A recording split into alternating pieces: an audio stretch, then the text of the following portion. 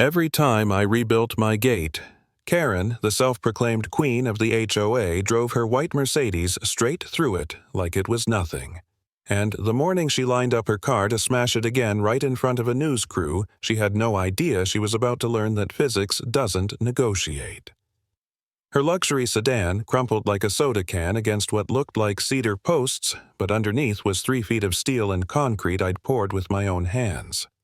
The gate didn't budge. Karen's reign ended in a cloud of radiator steam and airbag dust. My name's Roy Henderson. I'm 52, a contractor by trade, and I've lived in Pine Valley for 15 years. Built half the houses here back when it was all farmland and empty promises.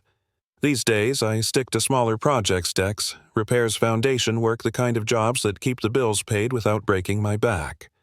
I know every code in this county like the back of my hand, and I know one thing for certain: the road to my house is private property.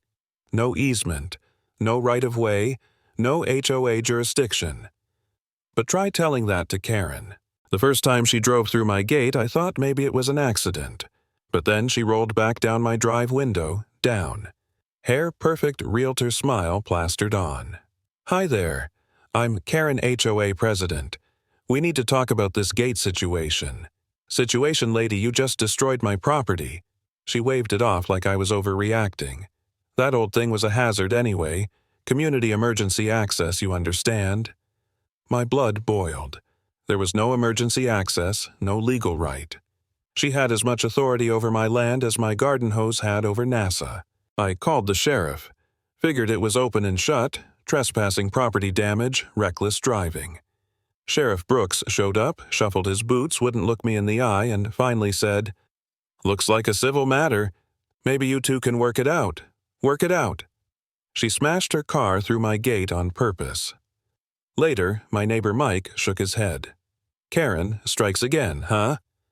That phrase "again" made my stomach sink. He told me she'd been pushing boundaries all over, laying the groundwork for some big development scheme. And when I asked why the sheriff looked so guilty, Mike sighed. Brooks married her sister. He's family. Suddenly, it made sense. She had protection. That was just the opening move. Next came the building inspector waving a clipboard listing phantom violations. Anonymous complaints, he said. Then, my insurance agent called community concerns about liability. Then, a letter from the licensing board threatening to pull the certification I'd spent decades earning. At the same time, 1-star reviews started flooding in online.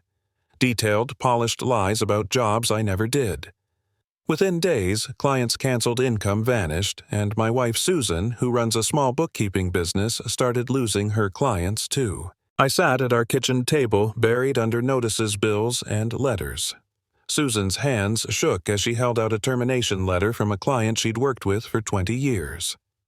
"She's not just after you, Roy," she whispered. "She's destroying everything we built." I wanted to tell her we'd be okay, but inside I felt hollow. That night, I stared at the stack of paperwork, asking myself if maybe I was the problem. Was I too stubborn? Was it worth fighting when everything we had was being stripped away piece by piece? For the first time, I thought about giving up, selling out like the other families she'd broken. Then Mike showed up with a recording. He'd accidentally left his phone running during an HOA meeting. On it, Karen's voice was clear as day, coaching Mrs. Patterson on how to lie. Say you're concerned about safety. Stick to the script. Proof. Cold, undeniable proof. Around the same time, an anonymous email landed in my inbox with development plans, financial projections, and emails between Karen and a guy named Tom Davidson. $200,000 commission if she forced a road through my land. Suddenly, everything clicked. I wasn't paranoid. I wasn't crazy. I was the obstacle. And if there's one thing a contractor understands, it's obstacles. I grabbed a yellow pad and sketched. Not doodles, not stress relief, a blueprint. Reinforced gate posts, rebar cores disguised in cedar concrete sunk into bedrock. If Karen wanted to keep playing demolition derby with my driveway, she was going to collide with 30 years of construction knowledge. I stopped fighting her with paperwork. I chose physics. For a week, I worked like a man possessed. Bags of concrete steel bars, anchor bolts, cedar panels to camouflage the fortress underneath. To anyone passing by, it looked like ordinary repairs. But I knew better. Each swing of the hammer was defiance. Each bag of cement whispered, "Not today, Karen." Susan brought me coffee. Worry still etched on her face, but I saw something else too, a flicker of hope. Of course, Karen escalated. She called my wife's clients, hinted at domestic instability. She contacted our bank, warning them property values were at risk because of us. They threatened to call the loan. She was tightening the vise, convinced I'd crack like the others.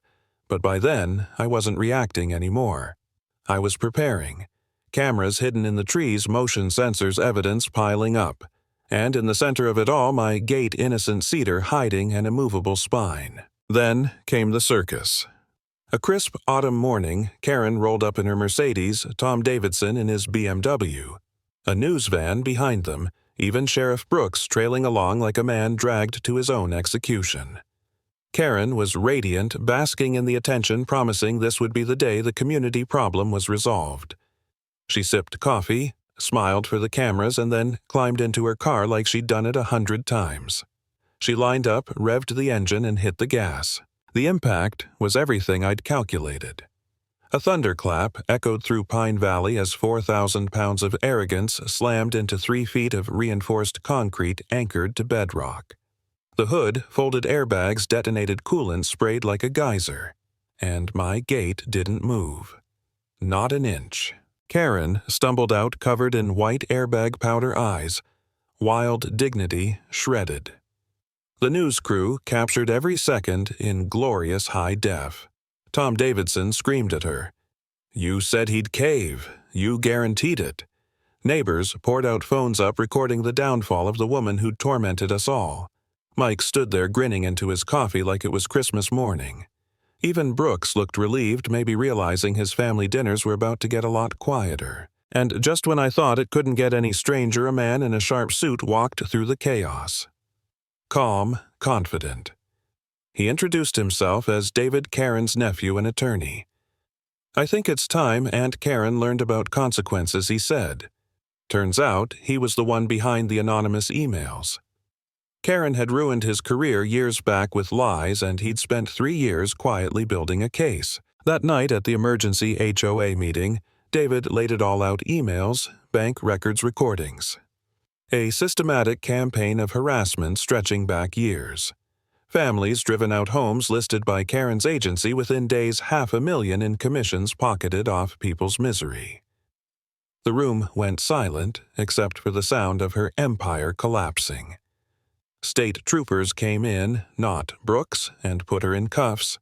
Conspiracy, harassment, abuse of authority. She lost everything: license revoked, house sold, reputation destroyed.